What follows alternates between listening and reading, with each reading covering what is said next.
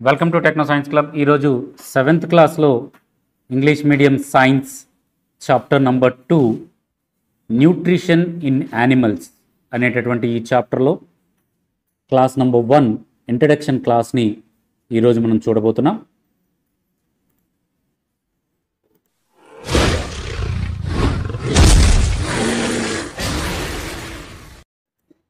Seventh class English medium chapter number 2, 7th class science English medium chapter number 2 nutrition in animals. Previous చాప్టర్లో nutrition in ప్లాంట్స్లో plants అనేవి జీవించడానికి grow అవ్వడానికి ఎలాంటి nutrients కావాలి, carbohydrates కానీ, proteins కానీ, విటమిన్స్ కానీ, మినరల్స్ కానీ, వాటి ఫుడ్ని అవి ఎలా తయారు చేసుకునేవి, ఏ న్యూట్రియంట్స్తో అవి బతుకుతాయి, ఈ విషయాలన్నీ కూడా చూసాం మనం. ఈ లెసన్లో సెకండ్ లెసన్ అయినటువంటి న్యూట్రిషన్ ఇన్ యానిమల్స్ అనేటటువంటి లెసన్లో యానిమల్స్కి ఎలాంటి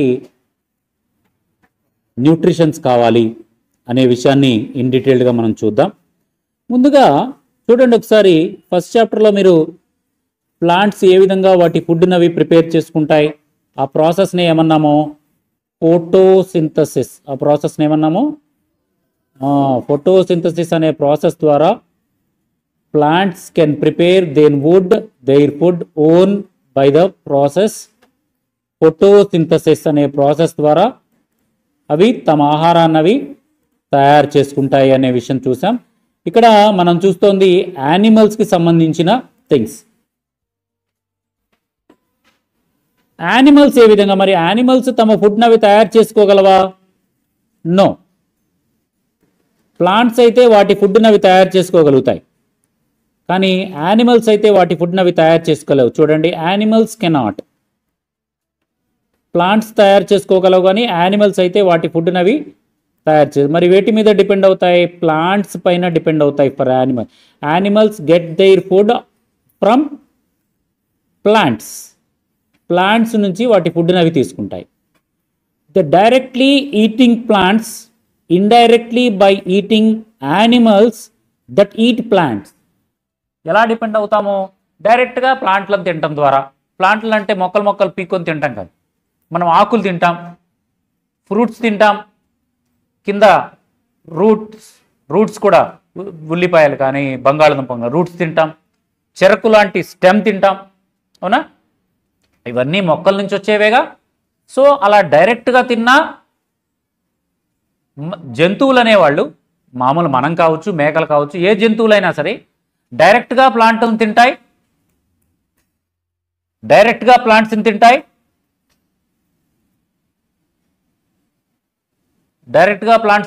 లేకపోతే కొన్ని జంతువులు ఉంటాయి డైరెక్ట్గా ప్లాంట్స్ని తినకుండా యానిమల్స్ని తింటూ ఉంటాయి. యానిమల్స్ని తినేవి కూడా ప్లాంట్స్ మీద డిపెండ్ అయినట్లే. ఎందుకంటే ఏవైతే యానిమల్స్ని అవి తింటున్నాయో ఆ తినే యానిమల్స్ ప్లాంట్ని తింటాయి. ఫర్ ఎగ్జాంపుల్ టైగర్ ఉంది, టైగర్ మేకలను షీప్స్ని తింటుంది అనుకోండి, షీప్స్ ఏం తింటాయి? ప్లాంట్సే తింటాయి. సో టైగర్ ఇండైరెక్ట్గా డిపెండింగ్ అపాన్ ప్లాంట్స్, అది చూసాం మనం. ఇప్పుడు ఈ తినేటటువంటి యానిమల్స్ చూడండి, animal nutrition includes nutrient requirement, mode of intake of food and it utilization in our body. ఇక్కడ యానిమల్స్ యొక్క న్యూట్రిషన్ ఎలా ఉంటుందంటే, యానిమల్స్ బతకడానికి ఏమేం కావాలి, లైక్ ప్లాంట్స్ లాగే కొన్ని కావాలి, కానీ యానిమల్స్కి ప్లాంట్స్కి కొంచెం తేడా ఉంటుంది. యానిమల్స్ బతకడానికి కార్బోహైడ్రేట్స్ కావాలి, మొక్కలు కూడా తయారు చేసుకుంటాయి, కానీ యానిమల్స్కి కార్బోహైడ్రేట్స్తో పాటుగా వాటరు, ఆక్సిజను, కానీ మొక్కలకు అది అవసరం లేదు. మొక్కలకి కార్బన్ డైఆక్సైడ్ కావాలి, మనకి మాత్రం ఏం కావాలి? యానిమల్స్కి ఆక్సిజన్ కావాలి. మనం ఫుడ్ తీసుకుంటాం, ఏ రకమైన ఫుడ్ అయినా సరే, ఆ ఫుడ్ అనేది డైజెస్ట్ అవుతుంది. ఏమవుతుంది? డైజెస్ట్. డైరెక్ట్గా ఫుడ్ తీసుకోగానే శక్తి రాదు, మనకి లోపల అరుగుతుంది, దాన్ని డైజెషన్ అంటాం.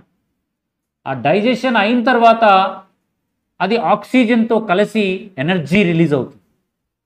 ఆ ఎనర్జీతోనే యానిమల్స్ అన్నీ కూడా వాటి యొక్క వర్క్స్ చేసుకుంటూ ఉంటాయి. సో ఈ ప్రాసెస్లో అల్టిమేట్లీ యూటిలైజేషన్ ఆఫ్ ద బాడీని యూటిలైజ్ చేసుకుంటుంది ఎనర్జీ కోసం ఆ ఫుడ్ సాయంతో. 6th క్లాస్లో మీరు కొన్ని నేర్చుకున్నారు, food consist of many things అని. ఫుడ్లో ఏమేమి ఉంటాయి? కార్బోహైడ్రేట్స్ ఉంటాయి. చూడండి ఫుడ్లో ఏమేమి ఉంటాయి ఒకసారి గమనించండి. ఏమేమి ఉంటాయి? కార్బోహైడ్రేట్స్ ఉంటాయి. ఇంకా 6th నేర్చుకున్నారు, ప్రోటీన్స్ ఉంటాయి, ఫ్యాట్స్ ఉంటాయి, విటమిన్స్ ఉంటాయి, ఎస్ మినరల్స్. ఇవన్నీ కూడా మనము 6th క్లాస్లో నేర్చుకున్నాం. ఫుడ్లో ఏమేమి ఉంటాయి, what is inside our food అని నేర్చుకున్నాం, అవునా? ఇవన్నీ కూడా మీకు ఏవేవైతే ఉంటాయి అని మీరు నేర్చుకున్నారో ఇవన్నీ కూడా టెక్స్ట్ బుక్లో ఇక్కడ రాయాల్సి వస్తుంది. ప్రోటీన్స్, కార్బోహైడ్రేట్స్, విటమిన్స్, ఈ విధంగా అనమాట. కార్బోహైడ్రేట్స్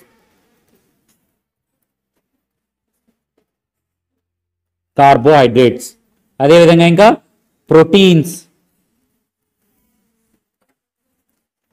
కావాలి, ఇంకా ఫ్యాట్స్ కావాలి,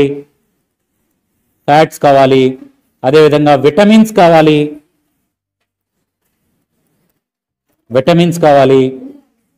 ఇంకా మినరల్స్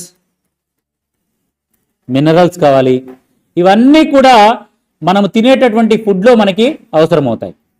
చూడండి ఇక్కడ components of food such as the carbohydrates ఉన్నాయి కదా. ఇక్కడ కార్బోహైడ్రేట్స్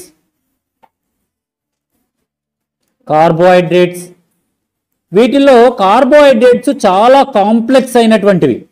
కార్బోహైడ్రేట్స్ కిందాక మనం ఇక్కడ చూసామే, ఈ కార్బోహైడ్రేట్స్ అనేవి చాలా కాంప్లెక్స్ అయినటువంటి, అంటే చాలా క్లిష్టమైనటువంటి పెద్ద పెద్ద అణువులు. మనం ఫుడ్ తీసుకుంటుంటాం, కథా నవిలేసి అంతే మింగేస్తాం, అవునా? ఇంత లావు పెద్ద పెద్దవి ఉంటాయి కణాలు. అంత కాంప్లెక్స్గా ఉండడం అంటే పెద్ద పెద్ద కణాలు అని అర్థం. అలా కాంప్లెక్స్గా ఉన్నటువంటి సబ్స్టెన్సెస్ని మనం ఏం చేయగలం? కాబట్టి దాన్ని ఏం చేయాలంటే the complex substance cannot be utilized by the body, so they are broken down into the simple substance. చిన్న సబ్స్టెన్స్గా బ్రేక్ అయిపోవాలి, విడగొట్టాలి. చూడండి ఈ విధంగా కాంప్లెక్స్ చైన్లా ఉందనుకోండి, ఈ చైన్లా ఉంటే సరిగ్గా అరగదు, అవునా? దాన్ని మనం పంటితో బాగా నములుతాం, ముందు చిన్న చిన్న ముక్కలు చేస్తాం, అవునా? లోపలికి వెళ్ళిన తర్వాత ఇంకా చిన్న చిన్న పీసెస్ అవుతాయి, లిక్విడ్ లాగా చిక్కగా అయింది. సో అలా కాంప్లెక్స్గా ఉన్నటువంటి ఫుడ్ని మనము కొంచెం సింపుల్ చేస్తాం, నమలడం ద్వారా సింపుల్ చేస్తాం. నమిలేసి మన సెలైవా కలిపేసి లోపలికి పంపిస్తాం. వెళ్ళిన తర్వాత అక్కడ కొన్ని రకాల డైజెస్టివ్ యాసిడ్స్ ఉంటాయి.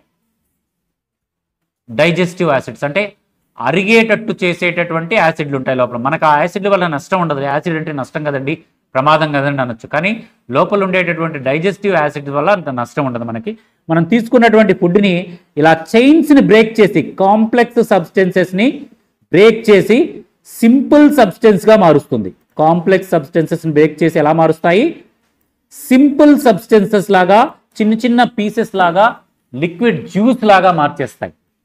మనం ఫుడ్ తీసుకుంటే, బిర్యానీ కానీ ఇవన్నీ తీసుకుంటే లోపలికి వెళ్ళినాక అది బాగా చిక్కగా జ్యూస్ లాగా తయారైంది, చిన్న చిన్న ముక్కలుగా అయిపోతాయి. యాసిడ్స్ ఏం చేస్తాయంటే ఆ కాంప్లెక్స్ మొత్తాన్ని సింపుల్గా చేసేస్తాయి. అలా చేసినప్పుడు మాత్రమే మనకి డైజెషన్ అనే ఒక ప్రాసెస్ జరుగుతుంది. ఇలా ఫుడ్ని సింపుల్ సబ్స్టెన్స్గా చేసేటటువంటి ఈ ప్రాసెస్ని ఏమంటాము? డైజెషన్. ఏమంటాం ఈ ప్రాసెస్ని? డైజెషన్ అంటాం. అరగటం, అరుగుదల అని చెప్తాం కదా, డైజెషన్ అంటాం.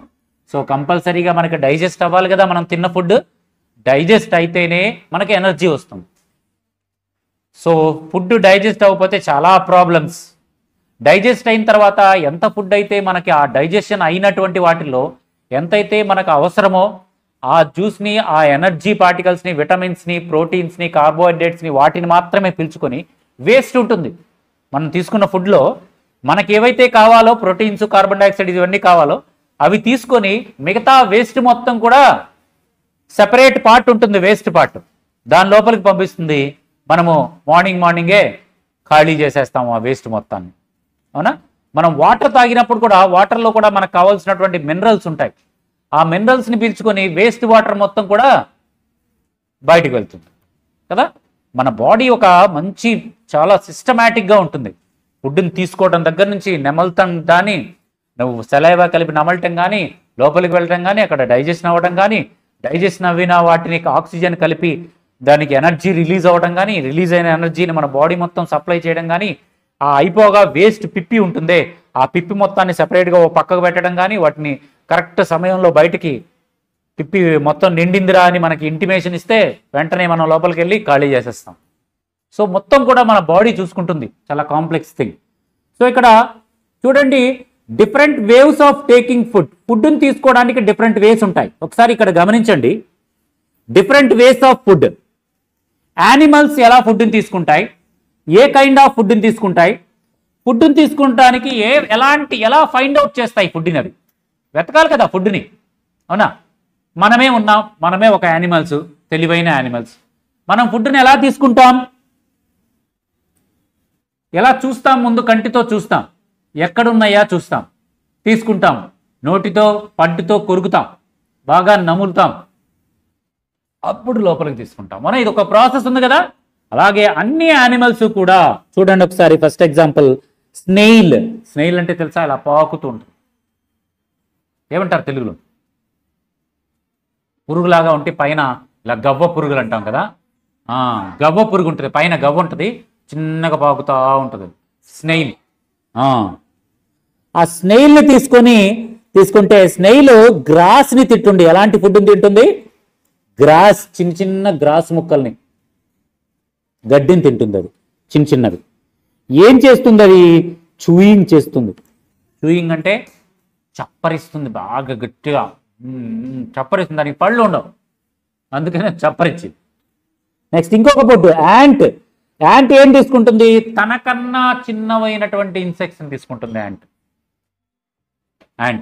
తనకన్నా చిన్నవైన పురుగుల్ని, ఇన్సెక్ట్స్ని తీసుకుంటుంది. అదేం చేస్తుంది? స్క్రాపింగ్, బాగా దాన్ని ముక్కలు ముక్కలుగా చేసి నమిలి తినుంటుంది, స్క్రాపింగ్ అని. అదేవిధంగా ఈగిల్ ఏం తింటుంది? ఫిష్లను తింటుంది. ఫ్లష్ అంటే మాంసం, ఎవడి మాంసం ఏంటంటే ఈగిల్ అంటే గ్రద్ద. సో ఏం చేస్తుంది అది? స్వాలోయింగ్. కచకచ. దానికి పళ్ళు ఉండవు అంతగా, ముక్కు ఉంటుంది, పొడవైన ముక్కు, ముక్కలు చేసి మింగేస్తాయి. స్వాలో చిన్న చిన్న ముక్కలుగా కట్ చేసి ఆ ముక్కుతో ఇలా చీల్చేసి దాని మొత్తాన్ని మింగేచ్చేస్తుంది లోపల. అదేం దాన్ని నవలకపోతే అరిగిద్దా అంటే దానికి అరిగిద్ది, స్వాలో చేస్తుంది. అలాగే హ్యూమన్స్ అయితే ఏం చేస్తారు? హ్యూమన్ బీయింగ్ అన్ని రకాలుగా తింటారు, అన్నీ తింటారు. అదేవిధంగా సక్కింగ్ కాదు, అన్ని రకాలుగా తింటారు. అది తర్వాత హమ్మింగ్ బర్డ్ ఉంది. హమ్మింగ్ బర్డ్ వచ్చేటప్పటికి అవి నెక్ట్రా అనేటటువంటి ఫుడ్ని తింటుంది. అది సక్కింగ్ చేస్తుంది, పీల్చుకుంటుంది. అది రసం వరకు పీల్చుకుంటుంది. అదే LIC లేస్, ఇది అంతా తెలుసు మనకి. లీస్ ఏం చేస్తుంది? జలగా ఏం చేస్తుంది? అది బ్లడ్ తీసుకుంటుంది. జంతువులది బ్లడ్ తీసుకుంటుంది. అది కూడా సక్కింగ్, పీలుస్తుంది, బ్లడ్ పీలుస్తుంది. అది జలగ చూసారా? లిచ్చి చూసారు కదా, పీలుస్తుంది. నెక్స్ట్ ఇక్కడ చూడండి, ఈ విధంగా చూయింగ్ అంటే చప్పరించడం. అదే చీవింగ్ అంటే ఏం చేస్తుంది? అది బాగా దాన్ని నవిలి అలా చీవ్ చేస్తుంది అనమాట. స్వాలోయింగ్, గద్ద స్వాలోయింగ్ చేస్తుంది. యాంట్ అయితే చిన్న చిన్న పీసెస్ని స్క్రాపింగ్ చేస్తుంది. చూడండి, అలా ముక్కలు చేసి స్క్రాప్ చేస్తుంది. తర్వాత హమ్మింగ్ బర్డ్ సక్కింగ్, పీలుస్తుంది. పువ్వుల లోపల ఉన్నటువంటి రసాన్ని చూడండి ఏం చేస్తుంది? అది పువ్వు లోపల ఉన్నటువంటి రసాన్ని ఏం చేస్తుంది? అది సక్ చేస్తుంది, పీలుస్తుంది ముక్కు ద్వారా. అదే ఇదేంటిది? Grasshopper. ఇది కూడా సక్కింగ్ చేస్తుంది. యాంట్ కానీ, దోమ కానీ, ఇవన్నీ ఏం చేస్తాయి? బ్లడ్ని పీలుస్తాయి. మస్కిటో కూడా సక్ చేస్తుంది. ఇలాంటిది కూడా, ఈ పురుగులన్నీ కూడా సక్కింగ్ చేస్తాయి. బీస్ కూడా అంతే, పుట్టి బ్లడ్ని సక్ చేస్తాయి. లోపల ఉన్న ఫ్లవర్స్ పైన ఉన్నటువంటి రసాన్ని ఏం చేస్తాయి? ఇవి సక్ చేస్తాయి, పీల్చి లోపల వాళ్ళ గూడు కట్టుకుంటాయి. పుప్పొడి అంట. ఈ విధంగా చేస్తాయి. తర్వాత డైజెషన్ అంటే ఏం చెప్పుకున్నాం? కాంప్లెక్స్, పెద్ద వాటిని చిన్న చిన్న పీసెస్గా విడగొట్టడం. పెద్ద పీస్ ఉంది, దాన్ని ఏం చేస్తాం? చిన్న చిన్న పీసెస్గా విడగొట్టడాన్ని ఏమంటాము? డైజెషన్ అంటాము. అది మన శరీరంలో కూడా, ఏ జంతువు శరీరంలో కూడా అదే జరుగుతుంది. లోపల తిన్న తర్వాత లోపల మొత్తం చిన్న చిన్న ముక్కలైపోతాయి. అలా ముక్కలైపోయేటటువంటి ఆ ప్రాసెస్ని ఏమంటాం? Digestion. The process by which complex food substances or break down into simple substance is called digestion. Digestion యొక్క డెఫినేషన్ అది, రైట్? చూడండి, కార్బోహైడ్రేట్స్ గ్లూకోజ్ని ఇస్తాయి, ఫ్యాట్స్ ఏమిస్తాయి? ఫ్యాటీ యాసిడ్స్ని ఇస్తాయి, ప్రోటీన్స్ ఏమిస్తాయి? అమైనో యాసిడ్స్ని ఇస్తాయి. ఇవన్నీ కూడా మన బాడీకి, జంతువుల యొక్క, యానిమల్స్ యొక్క బాడీకి అవసరం. హ్యూమన్లో డైజెషన్ ఏ విధంగా జరుగుతుంది అనే విషయాన్ని నెక్స్ట్ క్లాస్లో ఇన్ డీటెయిల్డ్గా మనం నేర్చుకుందాం. ఇవన్నీ కూడా చూడండి, ఇక్కడ ఇచ్చారు. ఇవన్నీ మనం చూసాం, ఫిల్ చేసి చూసాం బాక్స్, అవునా? ఏ ఏ జంతువు ఏ విధమైన ఫుడ్ తీసుకుంటుంది, ఎలా తింటుంది, మోడ్ ఆఫ్ ఈటింగ్, ఇవన్నీ చూసాం. రేపు క్లాస్కి వచ్చేటప్పటికి ఇంకొన్ని ఆసక్తికరమైనటువంటి అమేజింగ్ ఫ్యాక్ట్ ఒకటి ఉంది, అదొకటి. అదేవిధంగా హ్యూమన్స్, డైజెషన్ ఇన్ హ్యూమన్స్, జంతువుల్లో డైజెషన్ ఏ విధంగా జరుగుతుంది మొత్తం మనకి ఫస్ట్ దగ్గర నుంచి, పళ్ళ దగ్గర నుంచి లోపల డైజెషన్ పార్ట్ వరకు ఎలా జరుగుతుంది ఏంటి అనేది నెక్స్ట్ క్లాస్లో ఇన్ డీటెయిల్డ్గా మనం చూద్దాం. Thank you for watching. Please like, share and subscribe. Thank you.